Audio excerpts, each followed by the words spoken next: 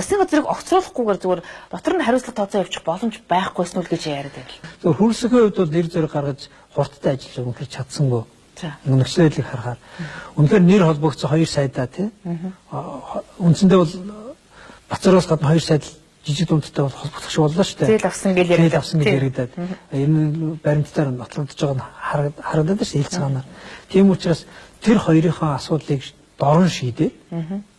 Засгийн газрынхаа одоо үйл ажиллагааг хэвэн явуулахын тулд дээр нь намын дарга шүү дээ тэр чинь. Энд чинь ганцхан ерөнхийдөө биш. Ардны намын даргынхаа хувьд улсын их хурлаас энэ нөхдүүдийг чөлөөлт хариуцлага тооцоход нь нам өмгөөлж хамгаалахгүй гэдгээ ил тод зарлж байна гэхэд тодорхой хурдтай алхам хийцэн бол энэ хэмжээний одоо бүжигнам бол үүсэхгүйгээр хариуцлагыг тооцож нөгөө алдартай өөрийнхөө нэг сэлэм гэж яриад идэв байсан шүү дээ. Хариуцлага сэлэм гэдэг үг. Тэр сэлмийнх нь үйлдэл нь одоо бодиттой болох байлаа.